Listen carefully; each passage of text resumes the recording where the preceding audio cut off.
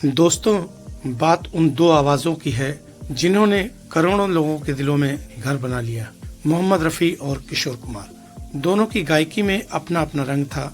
एक तरफ रफी साहब की नजाकत, मिठास और 100 अलग अलग तरह की आवाजें, तो दूसरी तरफ किशोर दा का मस्त अंदाज, गले की ताकत और भावों की जबरदस्त पकड़। लेकिन जब भी लोग इन दोनों की तुलना करते हैं तो कहीं न कहीं ये सवाल जरूर उठता है, कौन बड़ा था? सच कहे तो ये सवाल ही गलत है। दोनों की गायकी का दौर अलग था, हालात अलग थे और हर किसी का अंदाज भी अलग था। किशोर दा खुद कहा करते थे, मैं तो बस कुछ ही अंदाज में गा सकता हूँ, लेकिन रफी साहब तो बहुत तरीके से बहुत ही अलग अलग अंदाजों में गा सकते हैं। मैं उनसे मुकाबला कैसे करूँ? ये शब्द उन्होंने तब कहे थे जब रफी साहब का इंतकाल हुआ था। उस वक्त किशोर कुमार एक कोने में बैठकर रोते रहे। लोग कहते हैं कि उन्होंने रफी साहब के पैरों को पकड़कर रोते हुए कहा, आप इतना जल्दी क्यों चले गए? बात 1969 की है, जब एक फिल्म आई थी प्यार का मौसम। उसमें एक गाना था, तुम बिन जाऊं कहां। खास बात यह थी कि इस गाने को 2 बार फिल्माया गया था। एक बार किशोर दा ने भारत भूषण के लिए गाया, तुम बिन जाऊं कहां के दुनिया में आके, और दूसरी बार रफी साहब ने शशि कपूर के लिए, तुम बिन कहां, तुम बिन जाऊं कहां के दुनिया में आके। दोनों ही वर्जन सुपरहिट हुए। लोगों ने तुलना शुरू कर दी, किसने बेहतर गाया, किसकी आवाज में ज्यादा दर्द था। बस यहीं से वो बहस शुरू हो गई, जो आज तक खत्म नहीं हुई। मीडिया ने भी इस आग में घी डाला। अखबारों में छपने लगा कि रफी साहब और किशोर कुमार के बीच टेंशन है, दोनों एक दूसरे को पसंद नहीं करते। मगर ये सिर्फ अफवाहें थी। सच तो ये था कि दोनों जब भी मिलते थे एक दूसरे को बड़े अदब और इज्जत से मिलते थे। जब फिल्म आराधना आई तो उसमें किशोर दा के गाए गीत मेरे सपनों की रानी और रूप तेरा मस्ताना इतने ज्यादा हिट हुए कि किशोर दा रातों रात इंडस्ट्री के सबसे बड़े डिमांडिंग गायक बन गए। मेरे सपनों की रानी कब आएगी तू, ये रुत मस्तानी कब आएगी तू, चलिया तू चलिया।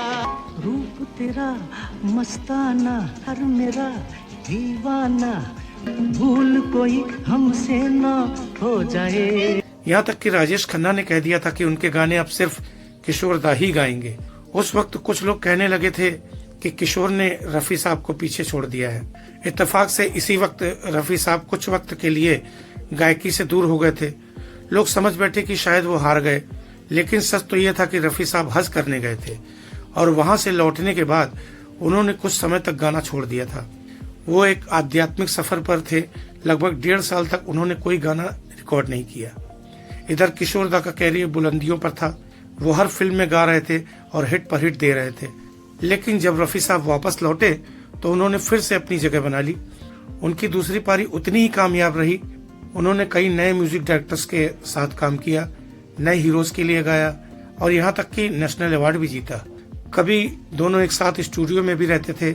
एक बार जब दोनों एक म्यूजिक अवार्ड के लिए नॉमिनेट थे तो किसी ने उनसे पूछा कि क्या वो एक दूसरे को प्रतिद्वंदी मानते हैं। तब रफी साहब ने मुस्कुराते हुए कहा, किशोर भाई तो मेरे छोटे भाई जैसे हैं, उनकी सफलता से मुझे खुशी मिलती है। और किशोर दा ने भी कहा, अगर मैं अच्छा गा पाता हूँ तो उसकी वजह भी रफी साहब है। उन्होंने ही हमें सिखाया कि सिंगिंग क्या होती है। इन दोनों की इंसानियत का एक और किस्सा भी मशहूर है। जब किसी नए गायक को मौका मिलता था तो रफी साहब खुद उस गाने को छोड़ देते थे ताकि नए कलाकार को प्लेटफॉर्म मिल सके। किशोर दा भी ऐसा ही करते थे। वो भी नए सिंगर्स को बढ़ावा देते थे, उन्हें प्रोत्साहित करते थे। आज जब लोग इन दोनों की तुलना करते हैं तो ये भूल जाते हैं कि ये दोनों सिर्फ गायक ही नहीं थे, बल्कि वो इंसान भी उतने ही बड़े थे। संगीत उनके लिए सिर्फ करियर ही नहीं था, वो एक सेवा थी। रफी साहब को आज जब हम उन्हें याद कर रहे हैं तो यही कह सकते हैं कि वो सिर्फ एक महान गायक नहीं थे, बल्कि वो एक नेक दिल इंसान भी थे। किशोर दा का उनके लिए जो सम्मान था वो किसी किताब में नहीं, बल्कि उन आंसुओं में था जो उन्होंने रफी साहब के जनाजे के पास बहाए थे। हम खुश नसीब हैं कि आज भी इन दोनों की आवाजें हमारे साथ हैं। रिकॉर्डिंग तकनीक ने उन्हें अमर कर दिया है। आज भी जब उनका कोई गाना बजता है तो लगता है कि वक्त भी ठहर गया है। 60 और 70 के दशक की उन सुनहरी यादों में हम सभी खो जाते हैं। दोस्तों, ये दोनों फनकार तो इस दुनिया से चले गए, मगर अपनी यादें, अपनी आवाज़ें हम लोगों के लिए छोड़ गए, जो हमेशा जिंदा रहेंगी। दोस्तों, अगर ये वीडियो पसंद आया हो तो प्लीज़ चैनल को सब्सक्राइब करके बेल आइकन जरूर दबाइए, जिससे मेरे अगले वीडियो की नोटिफिकेशन आप तक पहुंच सके। और देखते रहिए पिक्चर्स ऑफ बॉलीवुड। ऐसी ही कुछ खूबसूरत बातें, ऐसी ही कुछ रोचक कहानियां और किस्से आपके लिए लेकर आता रहूंगा। इसी के साथ आपसे विदा चाहता हूं। धन्यवाद।